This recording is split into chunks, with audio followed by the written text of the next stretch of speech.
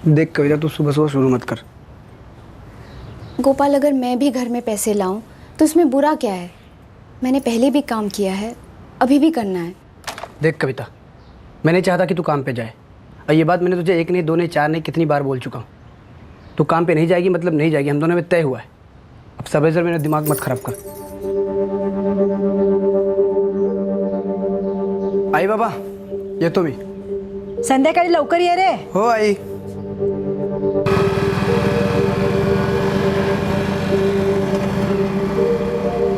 काम करने नहीं जाने देता, ना ही घर के बाहर जाने देता है। घर के बाहर कदम भी रखूं तो 10 सवाल करता है। मैंने नहीं सोचा था ऐसा कुछ होने वाला है। 2 महीने पहले सब कुछ कितना अलग था।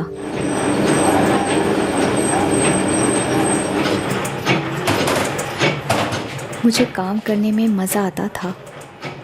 मुझे ज़िंदगी से कई सारी उम्मीदें थी।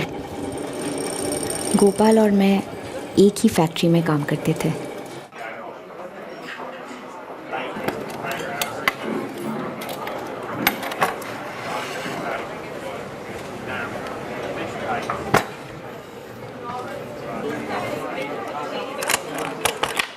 तो फिर क्या सोचा तुमने? कुछ नहीं सोचा गोपाल। 2 साल हो गए हमारी दोस्ती को। गोपाल, हम दोस्ती अच्छे हैं। मैं सिर्फ और सिर्फ काम करना चाहती हूँ। आई की ट्रीटमेंट करवानी है। पता है डॉक्टर लोग क्या बोल रहे हैं? वो बोल रहे हैं कि आई बच ही नहीं सकती, लेकिन मैं ना आई को जिंदा रखूंगी। और तेरी अपनी जिंदगी, उसका क्या? गोपाल, मैं अभी शादी नहीं कर सकती। मुझ पे भरोसा तो कर सकती है ना, या वो भी नहीं करती? गोपाल, ऐसा कुछ नहीं है। वही तो प्रॉब्लम ना, कि ऐसा कुछ नहीं है। तुम मुझसे प्यार ही नहीं करती।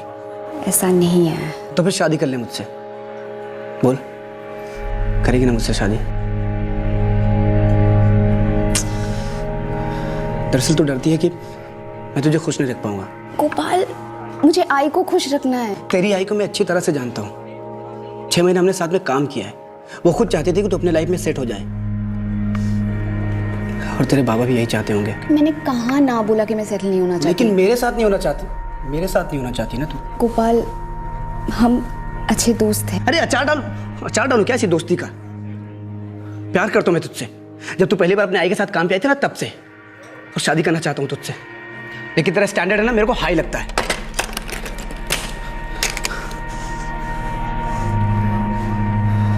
अच्छा दोस्त अगर पति बने ना, तो प्यार कम नहीं होता, उल्टा बढ़ता है। लेकिन तुझे मेरा प्यार दिखाई नहीं दे रहा। पता नहीं कौन सी पट्टी बांध रखी है आंखों पे। गोपाल,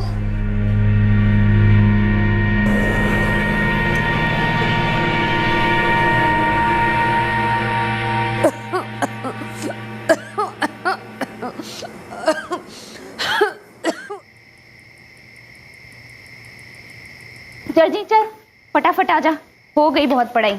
खाना खा ले। आई तू भी आजा, चलो गरम गरम खाना खा लो, आजा। एक बार लड़का देख तो ले, पढ़ा लिखा है, सरकारी नौकरी है, कोई ऐसी वैसी आदत भी नहीं है उसमें। खाना खाने के बाद बात करें। कविता, ऐसी बात मत टाल। सच्चाई तो बदलेगी नहीं ना। इस साल तो तेरी शादी होनी ही होनी है। सच्चाई ये भी है बाबा कि मुझे कोई जल्दी नहीं है। लेकिन मुझे जल्दी है। सभी डॉक्टरों ने जवाब दे दिया है कि मेरे पास समय कम है।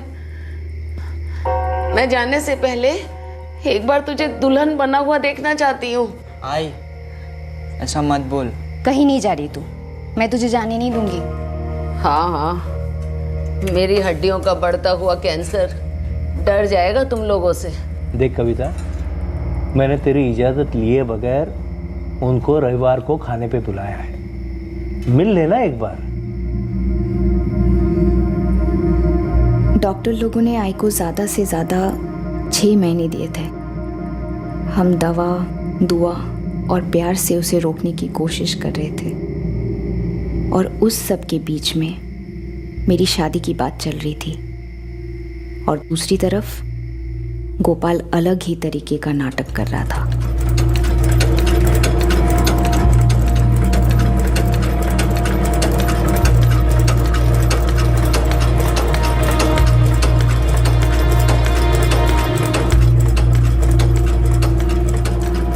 गोपाल ने लेटर दिया है तेरे लिए।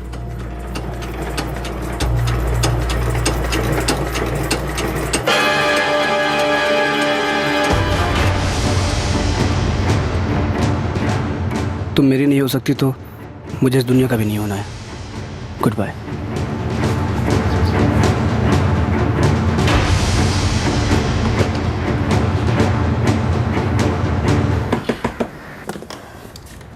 कविता, काकी गोपाल कुटे? वो तो सुबह ही काम पे गया। काम पे गया, लेकिन वो तो वहां आया ही नहीं। आया नहीं तो फिर कहाँ गया? कविता, ए कविता, अरे तुम दोनों में कुछ हुआ है क्या?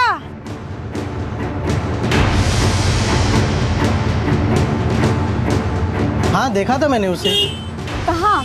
रेलवे पटरी पर अजीब तरह से घूम रहा था। मैंने उसे आवाज भी दिया पर वो सुना ही नहीं।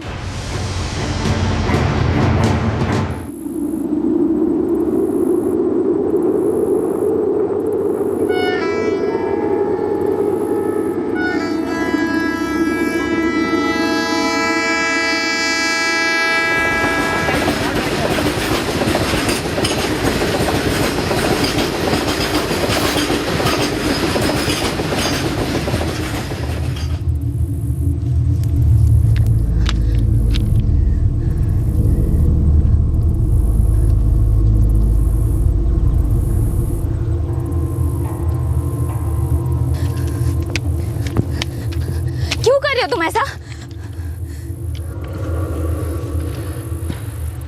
मेरे को लगा था मेरी मैयत पे भी नहीं आएगी तू। फालतू की बातें मत कर गोपाल। फालतू की बात नहीं कर रहा हूँ मैं। तेरे साथ मेरी शादी नहीं हुई तो जी के कोई फायदा नहीं है।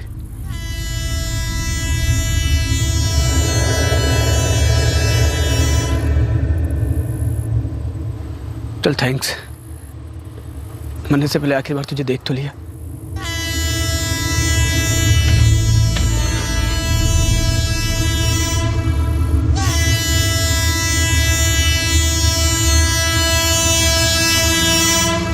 गोपाल, गोपाल हट, हट गोपाल, हट गोपाल, गोपाल हट, गोपाल हट, गोपाल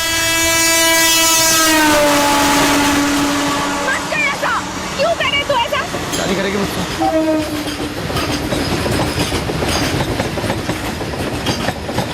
कविता को गोपाल पसंद था, लेकिन वो उस वक्त शादी नहीं करना चाहती थी, ना गोपाल से और ना ही किसी और से। कविता को अपनी मां के बढ़ते कैंसर को रोकना था, उसे पैसे कमाने थे, लेकिन गोपाल ने इस मामले को इस हद तक धकेल दिया था कि कविता को मजबूरन अपनी मर्जी के खिलाफ उसके प्रस्ताव को स्वीकार करना पड़ा। यह एक जबरदस्ती कराई गई शादी थी।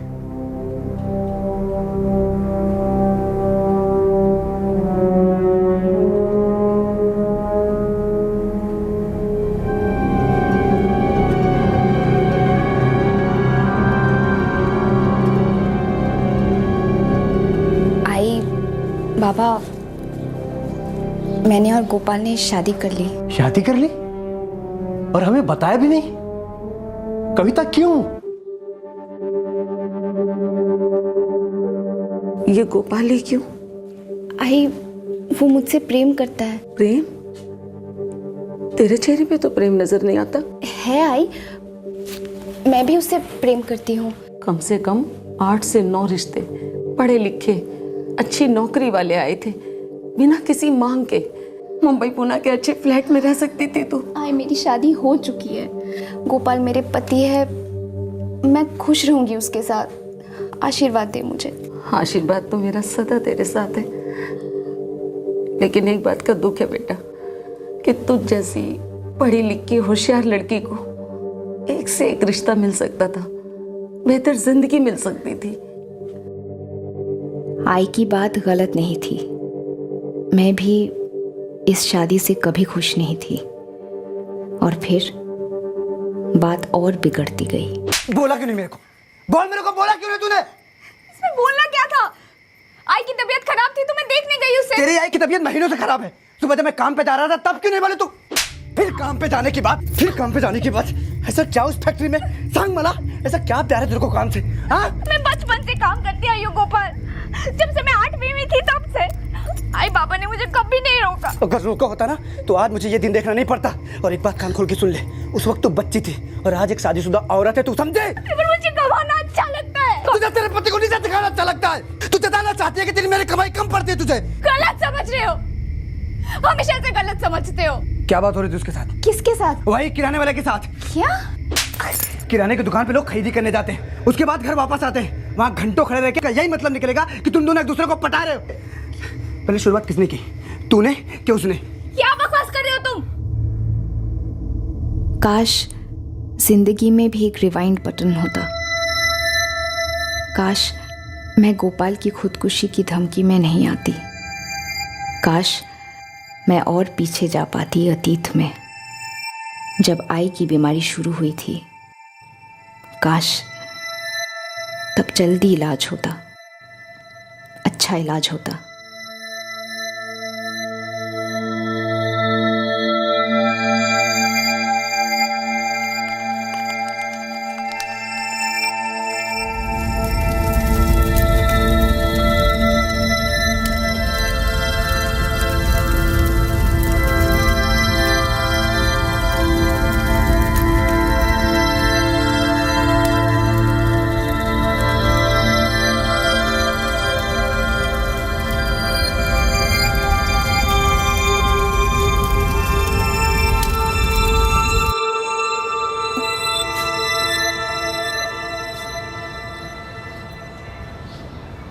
रमेश बाबू, मुरली ने घर के पैसे दिए? नहीं पार्वती ताई, आशा उससे पूछती रही, लेकिन वो हमेशा कुछ न कुछ बहाने बनाकर बात को टालता रहा। कविता, अब ये तेरी जिम्मेदारी है कि तू मुरली से पैसे निकलवाए।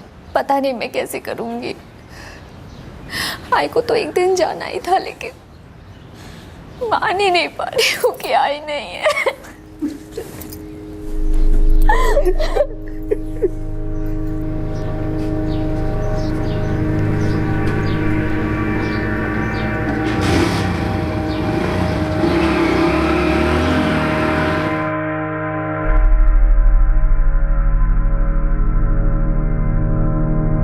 कविता, कहाँ जा रही हो?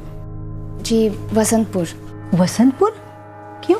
जी वो वसंतपुर में मुरली भाव रहते हैं, उनसे कुछ पैसे लेने हैं। मैं दोपहर तक लौट आऊंगी, चलती हूँ। ठीक है।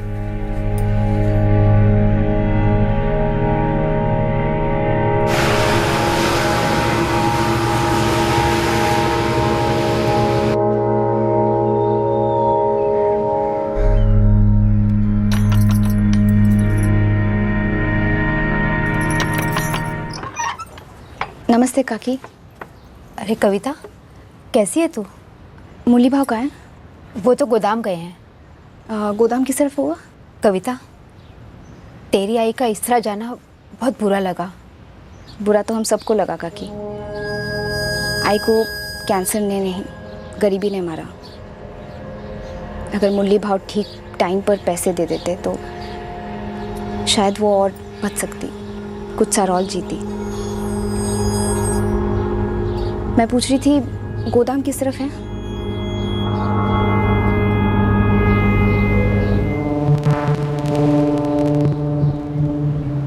अरे कविता, तू यहाँ कैसे? आपसे मिलने आई हूँ मुरली भाव। तेरी आई के ऐसे जाने को लेकर बहुत दुख है मुझे। शायद नहीं है, अगर होता तो पैसे बहुत पहले आ जाते। उससे जो बन पाया वो लौटाया मैंने। जो घर आपने किराए पे लिया था वो आई का घर था, वहाँ पे हम जन्मे पले बड़े। जानता हूँ कविता। कुछ नहीं जानते आप। बुरे दिन आए इसलिए घर को किराए पे दिया था, उससे भी बुरे दिन आए तो घर को बेच दिया। दिल पे पत्थर रख के बेचा था हमने, सिर्फ इसलिए ताकि आई का इलाज हो पाए। अब आई तो नहीं रही, लेकिन आप पर उधार बाकी है। दे दो 25,000 रुपये मेरे। तेरी आई को भी मैंने यही कहा था, तुझे भी मैं यही कहूँगा कविता। 25,000 देने की मेरी औकात नहीं है। मालिक ने दिहाड़ी कम कर दी है। वो तो इधर का सुपरवाइज़र सुभाष, वो मेरा दोस्त है, इसलिए जैसे तैसे चलता है मेरा। एक पैसा नहीं बचता है, उधार लेके घर चलाना पड़ता है। और 75,000 रुपये दिए ना मैंने। सौदा 1 लाख का हुआ था। अब नहीं दे सकता तो नहीं दे सकता, जान लेगी क्या? मुरली भाव आप ठीक नहीं कर रहे हो। तुझे जो समझना है समझ। तुझे जो समझना है समझ। 3 साल मैंने ईमानदारी से किराया दिया, फिर 75,000 रुपये देकर वो घर खरीदा। अब बाकी 25,000 नहीं दे पाऊंगा। ये मेरा आखिरी जवाब है।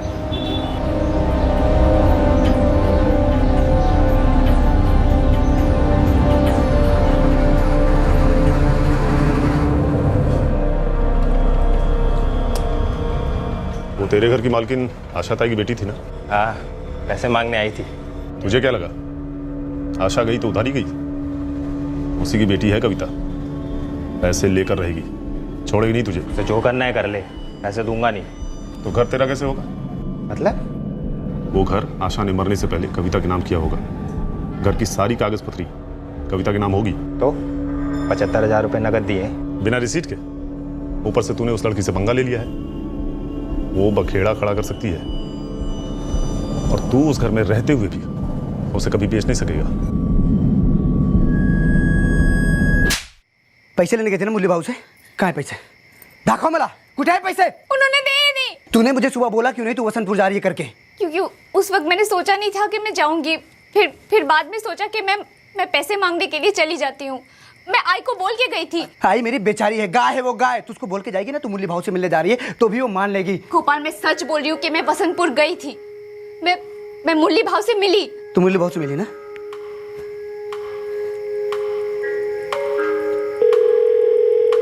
हेलो मुरली भाऊ, गोपाल बोल रहा हूँ, कविता का पति। गोपाल, मैंने कविता को बोल दिया है मैं पैसे अभी नहीं दे पाऊंगा। कभी बोला आपने? इसके आगे क्रियाक्रम के वक्त? नहीं, आज दोपहर को। और तुम लोग जितनी बार भी मुझसे पैसे मांगोगे मेरा जवाब यही है, मैं पैसे अभी नहीं दे सकता।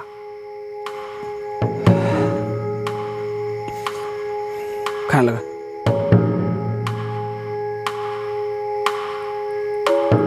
गोपाल का शक बढ़ता जा रहा था, मेरी घुटन बढ़ती जा रही थी।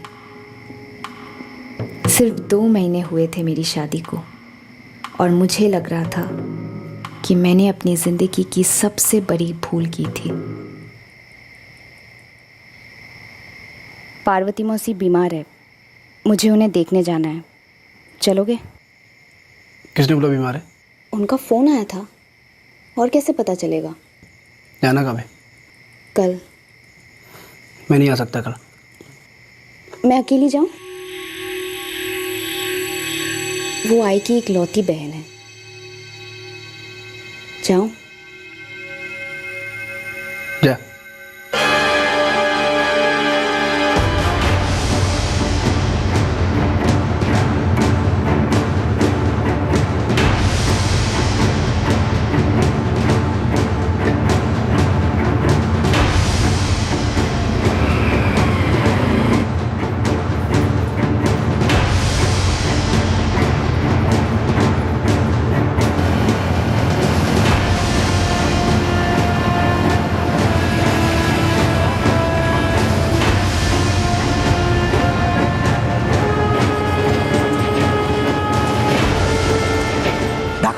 कुछ है पैसे?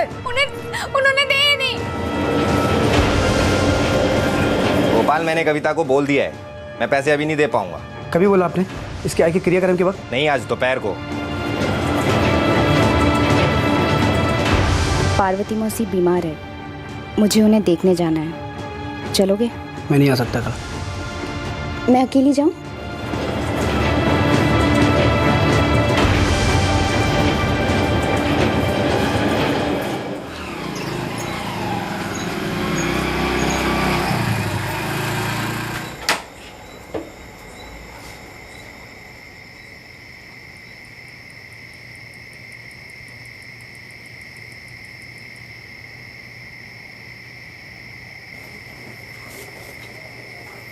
अरे आई। हाँ? कविता कहाँ है? कविता लौटी नहीं अभी तक। लौटी नहीं अभी तक मतलब? 7:30 रहे और अभी तक वो अपने मौसी घर से वापस नहीं आई। मुझे क्या पता, और उसने बोला भी नहीं ये देर होगी करके। उसकी मौसी तो यहाँ उत्तम नगर में रहती है ना, तो फिर आने में इतनी देर कैसे हो सकती है उसको? बेटा तू उसको फोन करना। जिस नंबर से आप संपर्क करना चाहते हैं वो नंबर इस समय बंद है। जिस नंबर से आप संपर्क करना चाहते हैं वो नंबर इस समय बंद है।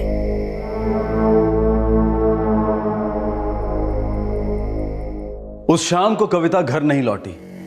दरअसल उस शाम के बाद कविता उस घर में कभी नहीं लौटी। वो उस दर्द के पिंजरे से मायूसी की काल कोठरी से दूर हो गई थी। लेकिन कविता थी कहां? क्या हुआ था उसके साथ? हाँ गोपाल, कविता आई थी इधर, 4 बजे के आसपास निकल गई यहाँ से। 4 बजे के आसपास? तो अब तक पहुंची क्यों नहीं? 8 बजे निकलवाया है और उत्तम नगर से यहाँ तक आने में सिर्फ 1 घंटा लगता है। अरे देवा, तो गई कहाँ? यही सवाल तो मैं आपसे पूछ रहा हूँ, वो गई कहाँ वो, और किसके साथ गई? मुझे कैसे पता? यहाँ से 4 बजे निकल गई। बीच में कहीं रुकने वाली थी क्या? रुकना था मतलब उसने बोला आपको ऐसा कि कहीं रुकेगी करके? अरे नहीं, मैं तुमसे पूछ रही हूँ, उसने कुछ बताया था तुझे? मुझे भी कुछ नहीं बोली, और वैसे भी मुझे कुछ बोलती कहाँ है वो। पहले करती है और फिर बाद में कहानियां बनाती है।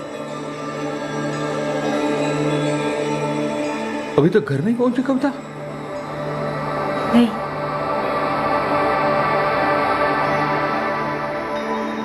जिस नंबर से आप संपर्क करना चाहते हैं वो नंबर इस समय बंद है।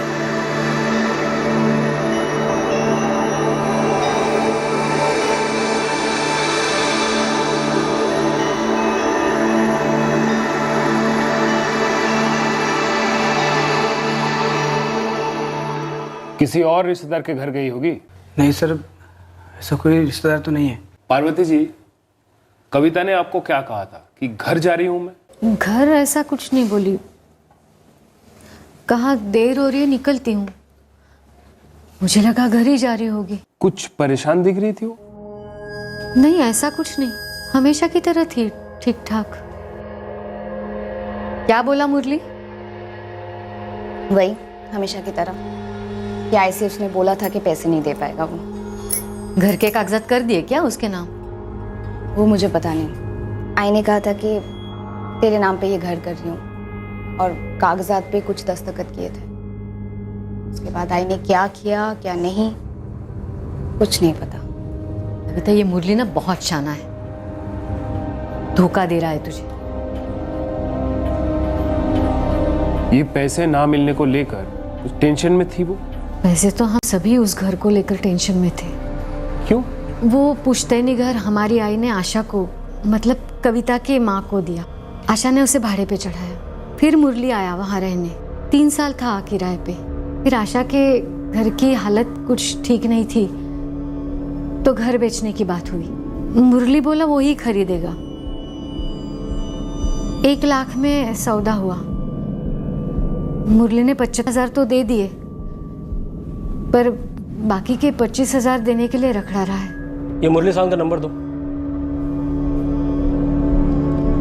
444 256 7। जिस नंबर से आप संपर्क करना चाहते हैं वो नंबर इस समय बंद है। सर, ये मुरली साहब का नंबर भी स्विच ऑफ आ रहा है, कविता की तरह।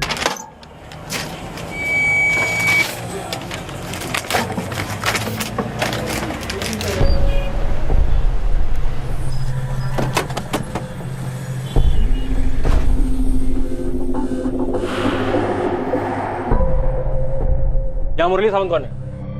वो है मुरली।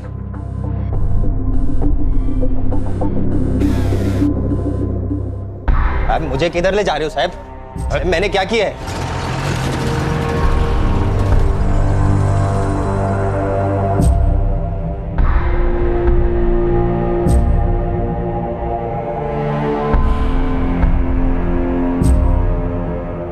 ये मुरली ने ही कुछ किया होगा।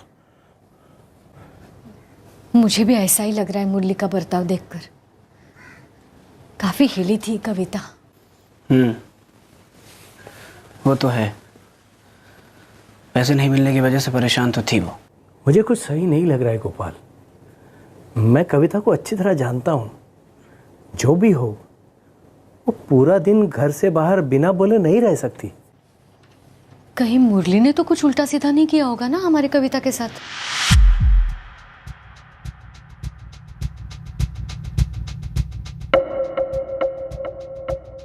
मैं मानता हूँ 25,000 बाकी थे मेरे, लेकिन इसलिए नहीं दिए साहब क्योंकि है ही नहीं। जब भी 75,000 थे मैं उसको दिया ना साहब। घर तो तूने पूरा लिया है ना, 25% घर तो नहीं लौटाया तूने।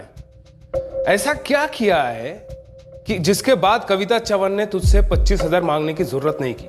साहब मैंने कुछ नहीं किया है साहब, ना कुछ करूंगा साहब। मैं सच बोल रहा हूँ साहब। साहब, वसंतपुर में हम पिछले कई सालों से रहते हैं, रोज की मजदूरी करते हैं गोदाम में, और जो भी पैसा घर में आता है उससे वरण भात भी नहीं परवड़ता। घर का गुजारा कैसे करते हैं ये हम ही जानते हैं।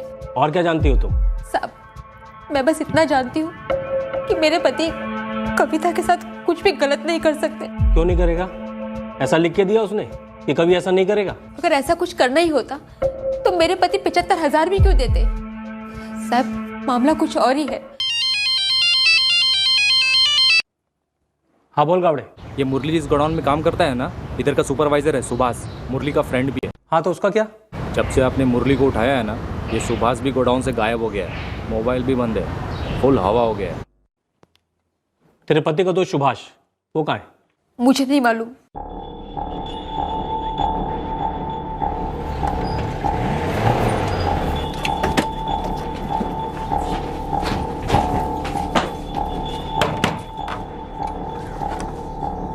जी सुभाष का है? मालूम नहीं साहब, कल दोपहर को तो घर आए थे पर फिर कहीं चले गए। कुछ बोला नहीं, कहाँ गए मालूम नहीं।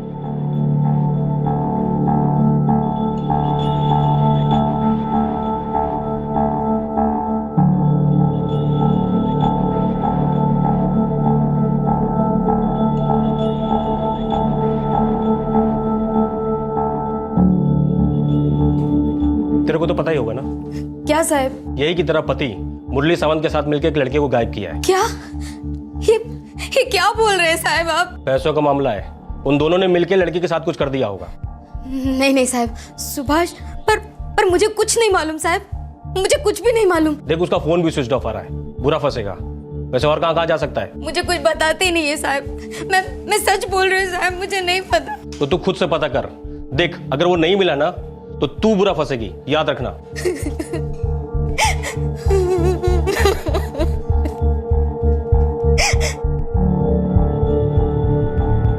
मुरली जल्दी बता दे, कविता के साथ तूने क्या किया है? मालूम ही नहीं वो किधर है, क्या हुआ उसके साथ। तो क्या बोलूं साहब, जितना भी पूछोगे यही बोलूंगा ना साहब। सुभाष कहाँ है? साहब नहीं मालूम, सच्ची नहीं मालूम। वो भी पक्का शामिल है इसमें? तो मैं नहीं हूँ साहब, बीवी बच्चों की कसम खाता हूँ साहब, मैंने कुछ नहीं किया। मुरली, हम यहाँ हर रोज लोगों को तोड़ते हैं, इसलिए सलाह दे रहा हूँ, वरना बाद में तेरा नाम आया ना, ये सारी मेहनत का बदला लेंगे हम।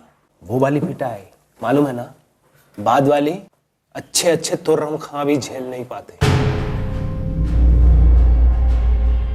दाखव मला, कुठे आहे पैसे? उन्होंने दे ही नहीं। पार्वती मौसी बीमार है, मुझे उन्हें देखने जाना है।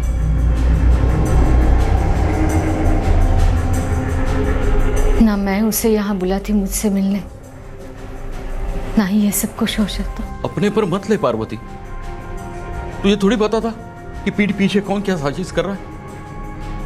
ये मुरली ने ही कुछ किया है। मैंने कविता से पूछा भी था कि आशा ने घर के कागजात मुरली के नाम पर कर दिए थे क्या। फिर क्या बोली वो? बोली उसे पता नहीं आशा ने क्या किया क्या नहीं किया,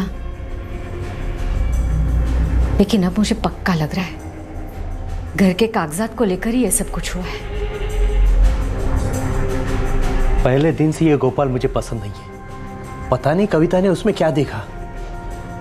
बाबा, आपको क्या लगता है, इस गोपाल ने कुछ गलत तो नहीं किया कविता दीदी के साथ? पता नहीं, देख गोपाल ने किया या किसी और ने किया, हकीकत तो ये है ना कि कविता की पिछले 3 दिन से कोई खबर नहीं है।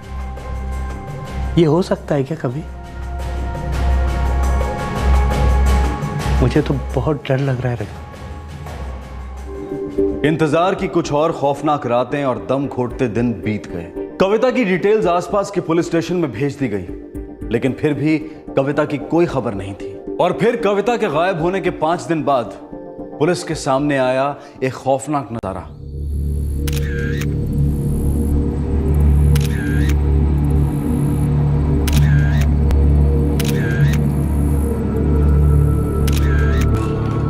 सर, करोलिना का पुलिस का कहना है कि लाश पहचान के परे है। हाइट, कपड़े वपड़े, बाकी डिटेल्स मैच हुई? सर, जिस औरत की लाश मिली है उसने साड़ी पहनी थी जो लगभग पूरी तरह जल चुकी है। Height 5 foot 2 inch. कविता भी साड़ी पहनती थी और 5 फुट 2 इंच के आसपास की थी। हाँ सर।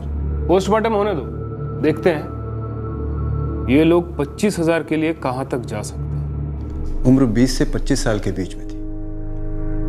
कविता चवन भी 22 साल की थी। डीएनए सैंपलिंग करने में भी बहुत मुश्किल आएगी इंस्पेक्टर, क्योंकि बॉडी लगभग पूरी तरह से जल चुकी है। हड्डियों से कुछ पता किया जा सकता है? हाँ, लैब में स्कल की मैपिंग की जा सकती है। हम लोग खोपड़ी को संभाल कर रख लें। कुछ और डिटेल्स दे सकते हैं आप डॉक्टर? जली हुई लाश के सीने पर छुरे, चॉपर या तलवार जैसी किसी चीज के वार के कई निशान मिले हैं, और ऐसे ही निशान पेट पे भी। कुछ और? हाँ, और कुछ भी है, और जो शायद बहुत ज्यादा इंपॉर्टेंट। क्या? बॉडी के पेट में 3 से 4 महीने का गर्भ था। ये औरत प्रेग्नेंट थी। बॉडी पे एक भी चीज नहीं है आइडेंटिफिकेशन के लिए।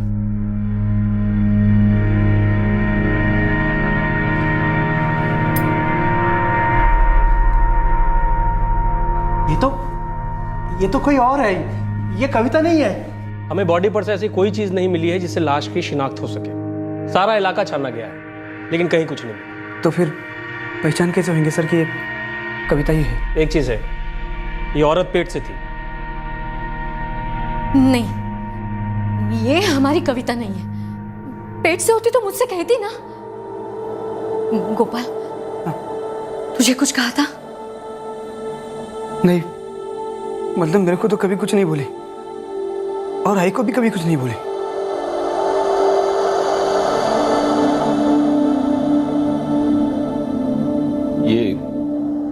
ये कविता ही है। दामोदर मौसा, साहब कैसे बोल सकते हो ये कविता है? मैं नहीं मानता। पार्वती, उस दिन इसी रंग की साड़ी पहनी थी ना कविता ने?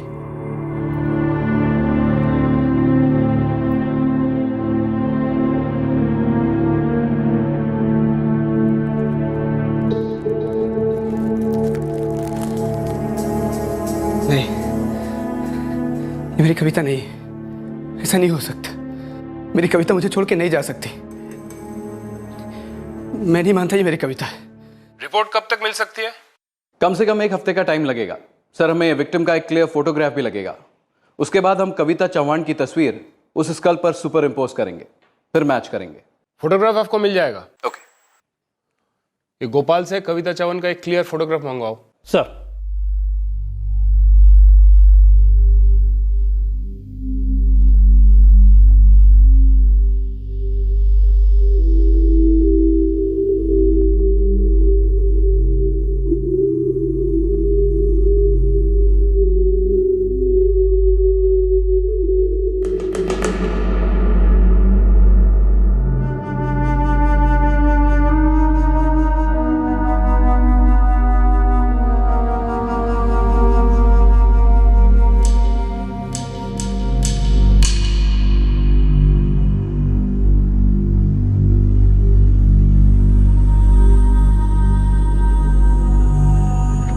ये है मेरी बेटी कविता। बड़ी प्यारी बच्ची है। टॉफी खाओगी? अरे वाह।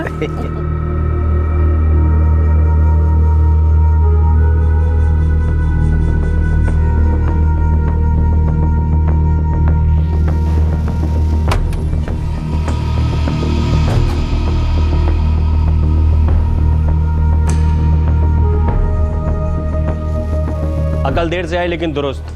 अच्छा किया सरेंडर करके। सुभाष वाघमारे, वरना दौड़ा दौड़ा के कूटते थे। ले चलो इसे। इस केस में फिलहाल 2 आरोपी थे, मुरली संत और सुभाष वाघमारे, और वो दोनों पुलिस की कस्टडी में थे। आरोप यह था कि मुरली ने कविता चौहान को 25,000 रुपए देने थे, जो वो नहीं दे रहा था। पर क्या इन 2 दोस्तों ने वाकई में कविता का कत्ल कर दिया था 25,000 के लिए? दूसरी तरफ पुलिस के सामने एक बुरी तरह से जली हुई लाश थी। क्या यह लाश वाकई कविता चौहान की थी?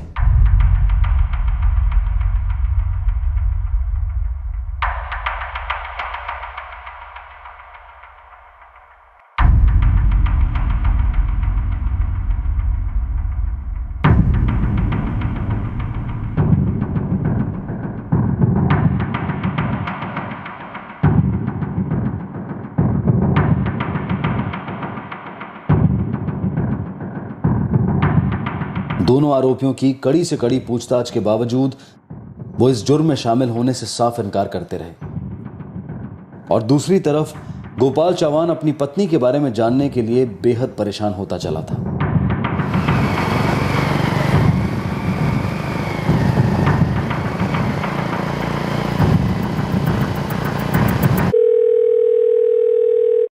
हाँ मुकेश, कोई न्यूज? हमने सुपर इम्पोजिशन कर दिया है। कविता के फोटोग्राफ्स और उस स्कल के डायमेंशंस परफेक्ट फिट हुए हैं। So it is Kavita Chauhan, inspector, no doubt about it.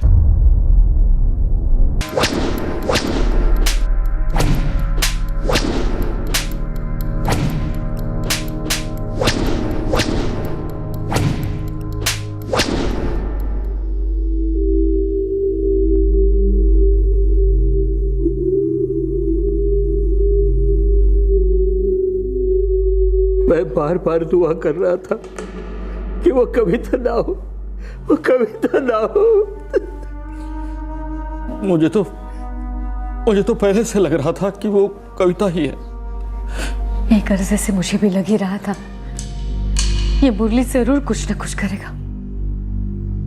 हाँ साहब, आपने ही किया है।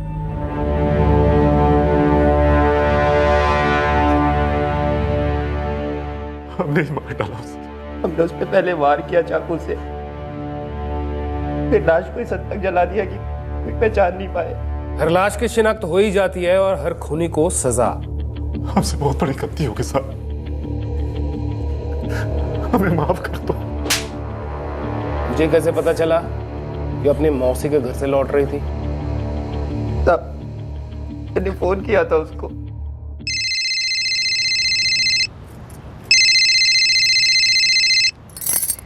बोलो मुरली भाव। हाँ कविता, मुझे ये पैसे वाला मामला खत्म करना है। मैं तेरे पैसे देना चाहता हूँ। ये अच्छी बात है, मैं कल आ जाती हूँ पैसे लेने। नहीं नहीं, कल नहीं, आज ही आकर लेना। आज मैं बाहर हूँ, उत्तम नगर से घर जा रही हूँ, पार्वती मौसी के घर से। हाँ तो मैं तेरे को आधे रास्ते में मिलता हूँ ना।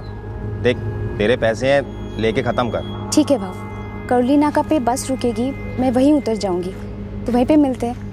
जल्दी आ जाइएगा, मुझे बहुत देर हो चुकी है। नहीं नहीं, देर नहीं लगेगी, तू उधर ही रुक, मैं करौली नाका पहुंचता हूँ। करौली नाका के पास से ही हमें एक जली हुई लाश मिली।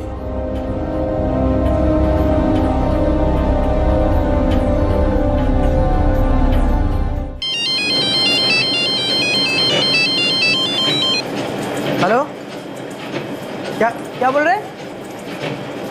एक सेकंड।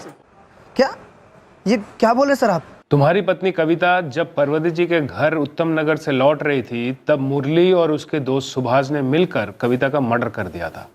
मतलब उन दोनों ने आपको ऐसा बोला क्या? हाँ, उन दोनों ने अपना जुर्म कबूल कर लिया।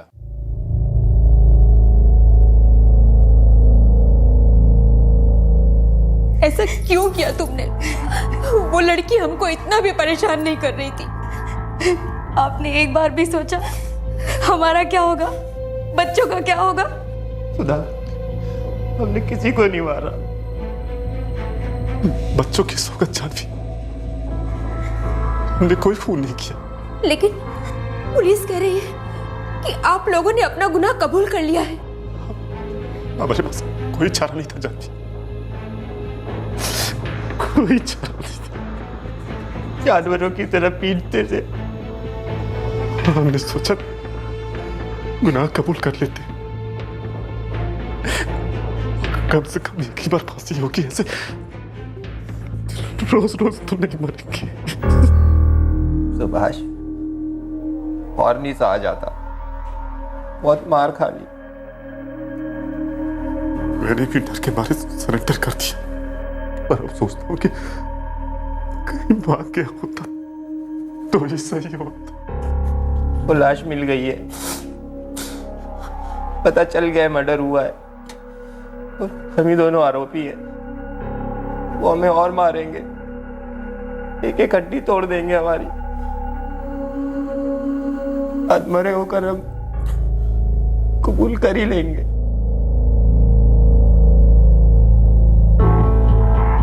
इसलिए हमने सोचा गुनाह नहीं किया है तो भी कबूल कर ही लो। पर क्यों? अब ये लोग कहेंगे कि आप ही खूनी हो, आप लोगों को ही सजा मिलेगी, और आपने कुछ भी नहीं किया, फिर भी सजा आपको होगी। अरे एक बार तो सोचा होता हमारे बारे में। कि हमारा क्या होगा।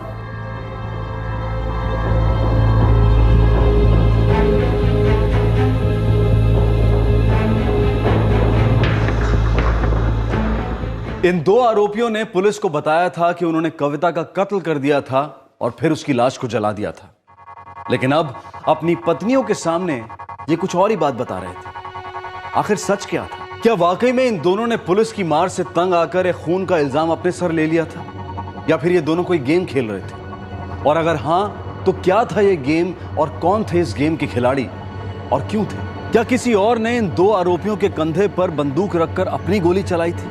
वो कौन था जिसे पता था कि कविता उस शाम को अपनी मौसी के घर से लौट रही है? अगर मुरली और सुभाष वो दो लोग थे, तो फिर उन्होंने ये क्यों कहा था कि उन्होंने अपना गुनाह डर के मारे कबूल किया है? मुरली के अलावा ऐसा कौन था जिसे कविता की मौत से फायदा हो सकता था? इन सभी सवालों के जवाब हम आपको देंगे परसों, यानी कि रविवार रात 11 बजे इस केस के दूसरे और आखिरी भाग में। आपसे फिर मुलाकात होगी। तब तक अपना ख्याल रखें, सतर्क रहें, सुरक्षित रहें और देखते रहें क्राइम पेट्रोल सतर्क। सबक एक को, सीख पूरे देश को। जय Hind. For more updates, subscribe to our channel, click the show links and enjoy watching the videos.